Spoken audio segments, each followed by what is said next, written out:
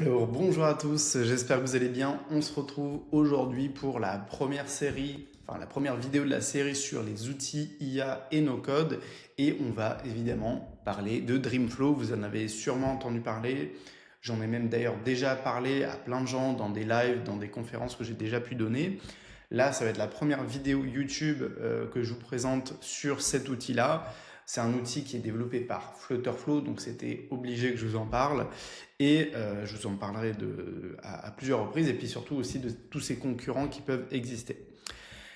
N'oubliez pas aussi que je viens du coup de sortir un nouveau format de programme gratuit. C'est basé sur une série de vidéos gratuites et également un live que je vais vous proposer régulièrement. Donc vous pouvez vous inscrire avec le lien dans la description et tout simplement recevoir toutes les vidéos de démonstration que je propose sur ces outils d'IA et de no-code et puis participer à ma prochaine du coup conférence. Vous avez tous les liens dans la description. Aujourd'hui, on commence du coup avec Dreamflow. Je vais vous parler de tous ses points forts, tous ses points faibles. Est-ce qu'il y a un véritable avenir pour ces outils, pour cet outil-là en particulier? Est-ce que je le conseille à titre personnel et pourquoi? Tout simplement, j'ai voulu commencer par cet outil-là. Alors pourquoi j'ai voulu commencer par Flutterflow, par Dreamflow? Parce que c'est effectivement développé par Flutterflow. Et je trouve que c'est assez intéressant de vous partager aussi, moi, mon intuition par rapport à ça. C'est pourquoi ils ont développé un outil déjà qui est indépendant de Flutterflow et qui intègre cette fois-ci l'IA. Parce que Flutterflow avait déjà toute une suite d'intégration IA pour créer des composants, créer des designs. C'était pas forcément hyper satisfaisant. Moi, je pense qu'on l'avait tous testé. Je vous avais fait des démonstrations pour créer des designs. Alors, il peut y avoir des bons résultats, mais c'était pas incroyable. Là, ce qu'il nous propose, c'est vraiment une interface avec l'équivalent de ce qu'on a sur toutes les interfaces d'IA, c'est-à-dire avec un prompt, avec une suite conversationnelle. On va pouvoir échanger avec l'IA et lui demander des ajustements, des modifications, etc. On va avoir ici toute une suite, on peut voir un peu les démonstrations d'appli qui existent. Il y a plein de points qui sont à noter, mais en gros, c'est un outil qui va quand même être différent de Flutterflow. Là, la différence, c'est que la première chose moi, que j'ai pu noter par rapport à l'IA de Flutterflow, c'est qu'on a des designs qui sont extrêmement bien conçus. Et pour le coup, ça c'est le premier très très gros point fort, c'est que il y a un vrai intérêt à générer du design avec une IA. Donc là, vous avez plein d'applications qui sont les modèles, les templates. Moi, je vais vous montrer les exemples que j'ai pu générer.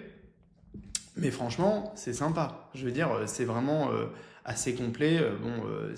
Ça vous fait vraiment, pour le coup, ici, gagner du temps. D'accord? Là, j'ai plein de projets. Par exemple, comme j'avais fait une vidéo YouTube sur le clone de Temu pour le design avec Flutterflow, et bien là, j'ai tout simplement entré un prompt pour créer un clone de Temu. Et ce qui est marrant, c'est qu'il m'a quand même fait un résultat qui est assez sympa. Bon, là, je crois qu'il manque les images sur cette version-là. Mais ça vous fait quand même un résultat qui est plutôt propre, qui est plutôt sympa, quoi. Alors là, j'en ai fait plein, des exemples. Je vais vous parler de tous les points forts et de tous les points faibles. Alors pour moi, ce qu'il faut absolument retenir, et c'est ça qui est intéressant dans cette analyse aussi pour aujourd'hui, c'est que pour moi, Dreamflow, c'est la tentative de Flutterflow de rester dans le mouvement, de rester dans le coup, et donc c'est une tentative de dire, voilà, il faut absolument qu'on fasse un produit IA, etc. Aujourd'hui, pour moi, c'est pas un outil qui est forcément, on va dire, mature, qui est forcément utilisable, bien que moi, je vous proposerai des témoignages de personnes qui l'utilisent déjà dans le développement de projet, notamment parce qu'ils se servent de Dreamflow pour créer une première version du projet et ils exportent en fait le code en version, du coup, c'est du code Flutter. On reviendra d'ailleurs sur le pricing ici pour y voir plus clair. Moi, je suis revenu actuellement au forfait payant. Je vous montre par exemple ici une application que je lui ai demandé qui est une application de budget pour un projet d'application. Et vous allez voir que quand même, on est dans une interface qui est vraiment sympa puisque ici, vous allez pouvoir avoir toute une sélection de choix, de checklists et on va pouvoir par exemple dire est-ce que je veux un design basique, qu'est-ce que je veux choisir pour le back-end, qu'est-ce que je vais avoir comme API, etc. Et en fait, ça c'est une application qui va vous permettre de ici de choisir en fait d'avoir une estimation en fait du budget d'une application. Et ce que vous pouvez voir quand même, c'est que c'est assez bien fait et que franchement, c'est quelque chose qui aurait pris quand même un petit peu de temps à un développeur, même en no-code, pour le développer. Et vous allez voir qu'en plus ici on va avoir une estimation, un graphique, etc. Donc moi je considère quand même que ça c'est un très bon test de performance. C'est-à-dire qu'on a quand même un très bon résultat à la fin, avec une vraie intelligence derrière, avec voilà, quelques calculs basiques, avec des estimations qui ne sont pas forcément réalistes, puisque je l'ai fait déjà tester à pas mal de gens cet outil-là. Mais c'est quand même intéressant de voir que moi je me suis amusé à tester, par exemple, voilà, à créer un convertisseur de devises, convertisseur d'unités de mesure, de température, etc. Et ça marche très bien. Actuellement, donc, le gros point fort de Dreamflow, c'est que ça va être bien, par exemple, ici, pour... donc là, par exemple, on va entrer voilà, des Fahrenheit en degrés ou vice-versa. Donc là, par exemple, on va faire 37 degrés, ça vous convertit en Fahrenheit, etc. Là, ce qu'il faut comprendre, c'est que Dreamflow, c'est actuellement vraiment performant pour créer des designs et pour créer en fait une intelligence en fait, dans votre application. Par exemple, je vous ai fait un autre projet où j'ai testé les tâches du jour, ou un projet qui va vous générer, par exemple, ici des mantras, des phrases inspirantes, etc. Voilà, c'est plusieurs projets qui n'ont pas besoin de se connecter actuellement à une base de données. Voilà, donc là, on peut générer voilà, on peut générer des phrases inspirantes, on peut les copier et on peut recommencer. Enfin, vous voyez qu'il y a quand même un design qui n'est pas si basique que ça. Je veux dire, on a quand même des petites animations qui sont sympas, on a quand même une interface qui est bien faite, etc. Donc moi, je trouve que c'est plutôt très intéressant au niveau design, interaction et intelligence déjà de l'application. Moi, ce qui me manque encore à ce stade, c'est de pouvoir commencer un projet avec Dreamflow et l'exporter en fait dans une version dans l'interface de Flutterflow pour terminer du coup ce projet-là. Moi, c'est évidemment quelque chose qui va me manquer. Ce qu'ils ont aussi proposé, c'est l'intégration de Firebase et de Supabase.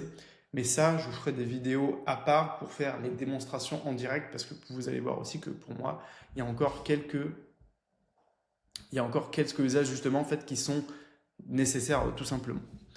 Donc voilà un petit peu pour mon avis global pour Dreamflow. On peut revenir ici sur les templates. Donc vous avez quand même des web apps qui ont été générés avec par exemple, ici on peut voir un dashboard par exemple de restaurant. Donc c'est vraiment sympa, on a des exemples de tout type d'applications, okay, avec des interfaces encore une fois qui ont été développées de manière complète. Ça c'est quand même sympa. Et du coup je vais finir juste par vous parler rapidement ici des pricing. Donc moi à un moment donné j'avais pris effectivement l'abonnement je crois individuel ici de Hobby. En fait ici on va pas forcément être limité en fait par nombre de projets, c'est vraiment en termes de crédit. On va parler ici ils parlent de token parce qu'ils utilisent actuellement l'API de ChatGPT et de OpenAI pour faire tourner leur système. Je pense qu'à terme ils ont décidé d'avoir un système entre guillemets neutre, c'est-à-dire potentiellement de changer de modèles et d'outils d'intelligence artificielle pour vous générer vos applications. Ce qui est plutôt un bon point puisque ils admettent en fait qu'en interne, c'est pas eux-mêmes qui ont les capacités d'IA, c'est qu'ils utilisent une capacité d'IA externe avec une entreprise comme OpenAI pour faire tourner leur système. Et donc ici, on va plutôt avoir différentes options pour avoir surtout, au-delà du Unlimited Private Project, c'est qu'on va surtout avoir un nombre de crédits et de tokens qui va être plus ou moins élevé. Moi, ce n'est pas un outil que j'ai utilisé à outrance. J'ai fait une dizaine de tests. Sur certains projets, j'ai essayé de les amener un peu plus loin. Et je vous montrerai du coup les capacités à faire fonctionner du coup un projet avec du coup Firebase et Supabase. Mais actuellement, vous pouvez tout à fait en fait rester sur la version gratuite que moi je vous conseille et tout simplement tester en fait l'outil. C'est un très très bon moyen de commencer. Je vous ferai de toute manière d'autres vidéos pour les interfaces et l'intégration de Firebase et de Supabase. Vous allez voir, c'est quand même hyper intéressant pour notamment commencer un projet très très rapidement. Et je vous ferai aussi une vidéo quand l'intégration du coup de Flutterflow sera là. Qu'est-ce que je peux vous montrer? C'est que j'ai vraiment ici pu tester par exemple d'autres projets. On avait fait un projet par exemple, là je l'avais fait en live, de reprise en fait du concept de Yuka, donc pour scanner des aliments. Alors, et en plus je l'avais fait, en fait j'avais exporté le code source et j'avais commencé à l'éditer sur Cursor, qui est un éditorial dont je vous ferai une autre vidéo. Mais vous allez voir que c'est hyper intéressant quand même de pouvoir tout simplement tester des concepts d'appli, avoir un premier design. Franchement, moi je trouve que c'est assez satisfaisant, assez grisant. Un des autres points faibles actuellement, c'est que c'est une solution qui est assez un petit peu longue à faire fonctionner, c'est-à-dire qu'on n'est pas sur du super rapide actuellement, mais ça a le mérite d'exister. Et donc là, moi j'avais fait un concept d'application pour mon application Startupper, donc qui était la communauté d'entrepreneurs que j'avais eu en projet il y a quelques années.